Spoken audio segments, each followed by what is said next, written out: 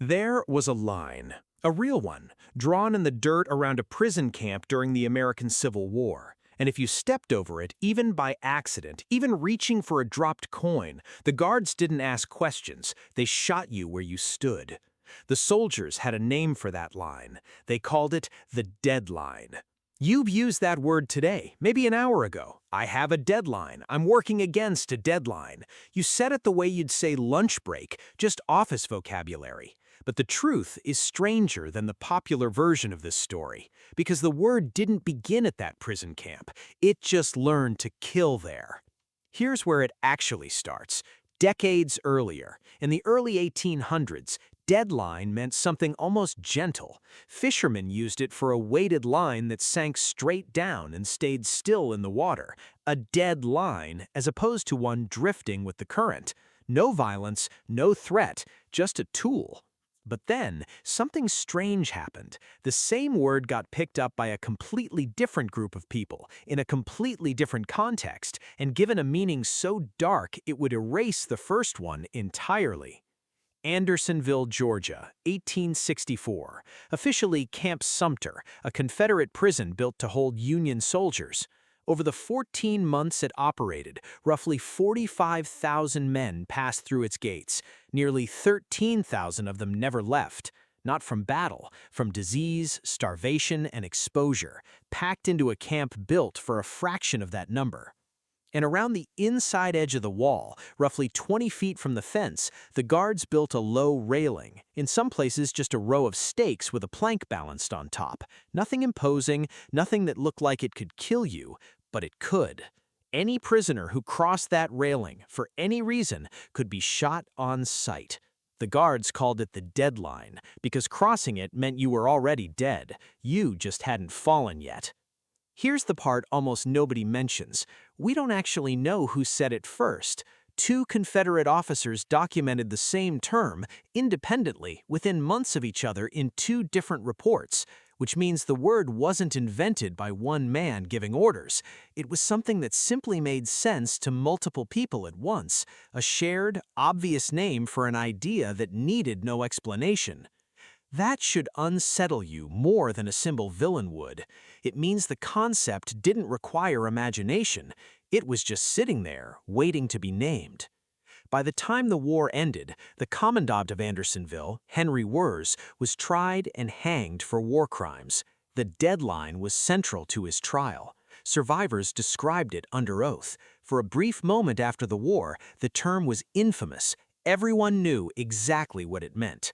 And then it vanished.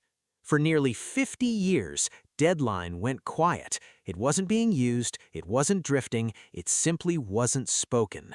The word that had meant a literal kill line sat dormant in old trial transcripts and survivor accounts, waiting. Then, in the early 1900s, newsrooms started using deadline as the edge of a printing plate, the line past which text would be cut off and lost. By the 1920s, editors had stretched it further still, into time itself. Miss the deadline, and your story simply ceased to exist. And here's the part that should actually bother you. Nobody knows why it came back. Etymologists are split. Some think it drifted naturally from that printing press boundary line, an unrelated but visually similar concept. Others think a journalist, decades after Andersonville, pulled the word back out of history on purpose, fully aware of where it had been, knowing exactly what kind of weight it carried. We genuinely do not know which one is true. The word's resurrection is, itself, an unsolved mystery. What we do know is what happened after. The meaning that survived wasn't the gentle fishing term. It wasn't even fully the newsroom term. It was the structure underneath the Andersonville version, a boundary. Cross it, and something dies. Linguists have a name for what happens to words like this: semantic bleaching.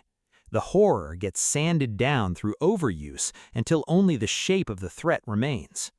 Decimate once meant executing 1 in 10 soldiers as punishment. Now it means a bad sales quarter. Sabotage comes from workers throwing wooden shoes into machinery to destroy it. Now it just means someone slowed down a group project. Language keeps doing this. It takes violence and quietly turns it into vocabulary. But deadline might be the cruelest example, because the structure still fits so well. At Andersonville, crossing the line meant death because the system around you had been built without mercy, without slack, without room for human error. Now ask yourself what a deadline at your job actually demands of you. No room for the day you're sick, no room for grief, no room for the version of you that's simply tired.